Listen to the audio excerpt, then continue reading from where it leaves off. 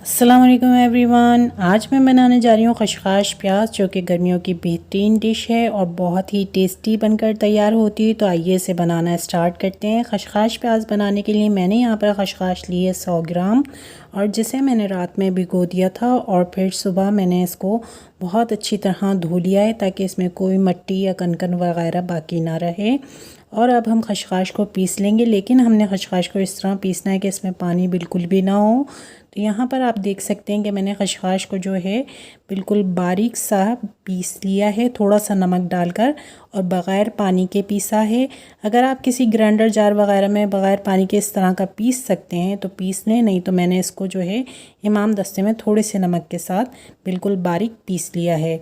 अब यहाँ पर आ जाते हैं प्याज। तो प्याज मैंने यहाँ पर ली है 1 किलो, और अब इस प्याज को जो है छीलने के बाद मैं इस तरह से काट लूँगी। स्लाइस में बिल्कुल बारीक मैंने काटा हुआ है प्याज को, ये आप देख सकते हैं कि प्याज मैंने शानदार काट ली है। और अब यहाँ पर मैंने लिया है कुकिंग ऑयल 1 कप, क्योंकि हमने इसमें प्याज भी फ्राई करनी है और खशखाश की भी भुनाई करनी है, तो इतना ऑयल हमें चाहिए होगा। ऑयल गर्म होने के बाद हम इसमें डाल देंगे फ्राई करने के लिए प्याज। तो जितनी प्याज भी मैंने काटी थी वो तमाम की तमाम जो है मैं इसमें डाल दूँगी, और लो फ्लेम पर हम जो है इसको फ्राई करेंगे। साथ ही आप इसमें नमक शामिल कर देंगे, हस्बे ज़ायका नमक शामिल करेंगे। मैंने चूँकि खशखाश में भी डाला हुआ है नमक, इसलिए मैं कम ले रही हूँ। और बिल्कुल लो फ्लेम पर जो है हम इसको चलाते हुए फ्राई कर लेंगे। गहरा गुलाबी रंग का फ्राई करना है, गोल्डन ब्राउन नहीं करनी है प्याज को। बस इतना कि प्याज जो है वो अच्छी तरीके से पक जाए, बिल्कुल भी कच्ची ना रहे। बस इतनी देर जो है हम ऑयल में प्याज को पकाएंगे। बहुत बेहतरीन डिश है। गर्मियों के हिसाब से प्याज भी बेइंतहा ज़रूरी है इस मौसम में, और खशखाश भी जो है दिमाग को हमारे ठंडा रखती है। और भी बहुत से फ़वाइद आपको पता होंगे खशखाश के। तो हम प्याज के साथ पका रहे हैं, और प्याज आप यहाँ पर देख सकते हैं कि हमारी बिल्कुल शानदार सी फ्राई होकर तैयार हो चुकी है।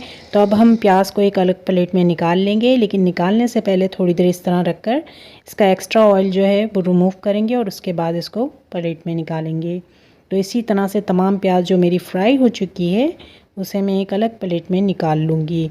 प्याज को इतना पकाना बहुत ज़रूरी है ताकि कच्ची ना रहे। और ये आप देख सकते हैं सारी प्याज मेरी फ्राई हो गई है, मैंने इसे निकाल लिया है। अब इस ऑयल में मैं डालूँगी 1 टेबल स्पून सफ़ेद ज़ीरा, और थोड़ी देर ज़ीरे को जो है हम इसमें भुनाई करेंगे। उसके बाद हम इसमें डालेंगे पिसी हुई खशखाश, जो कि हमने थोड़े से नमक के साथ पीस ली थी, बिल्कुल बारीक सी। इसी तरह से आपने पीस लेनी है। पानी एक्स्ट्रा होगा तो वो शानदार सी भुनाई नहीं हो सकेगी इसकी। तो इसी तरह से मैंने तमाम खशखाश जो है पिसी हुई इसमें डाल दी है। थोड़ी देर इसको इसी तरह चलाते हुए जो है भुनाई करूँगी मैं, और साथ ही इसमें थोड़ा सा साबुत गरम मसाला भी शामिल करूँगी। तो साबुत गरम मसाले की क्वांटिटी आप देख लें, और इसमें क्या क्या है। दालचीनी है, काली मिर्च है, और एक लौंग ली है। इस तरह इसको चलाते हुए थोड़ी देर भुनाई करेंगे। अभी स्पाइसेस और भी डालने हैं हमने, लेकिन थोड़ा सा पहले इसी तरह ज़ीरे के साथ और गरम मसाले के साथ इसको भुनाई कर लेंगे। उसके बाद डालेंगे 1 टेबल स्पून गार्लिक पाउडर। आप लहसुन का पेस्ट भी डाल सकते हैं, और इसको मिक्स कर देंगे। 1 टेबल स्पून में यहाँ पर कुटी हुई मिर्चें ले रही हूँ, लाल चिली फ्लेक्स जिन्हें कहते हैं। भरा हुआ चमचा लिया है मैंने, और वो मैं इसमें डाल दूँगी।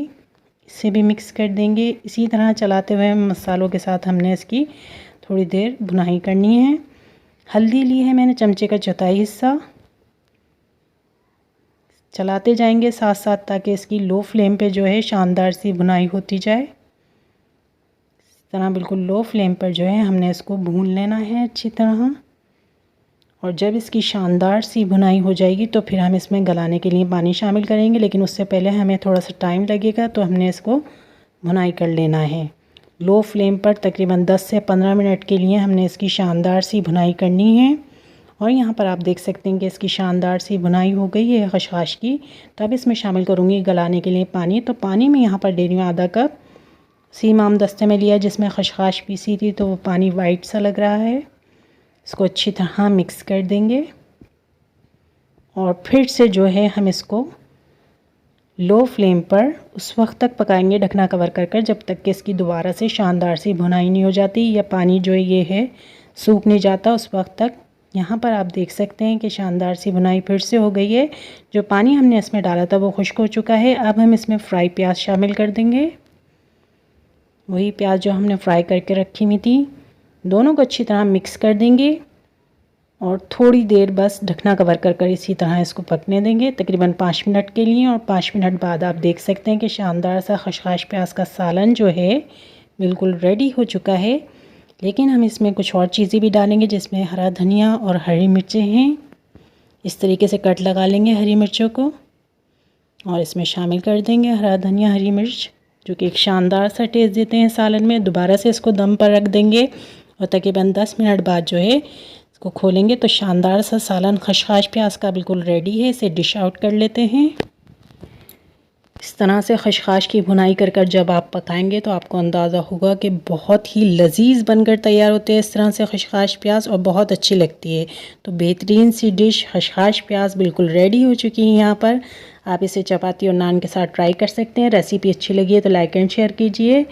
Thanks for watching.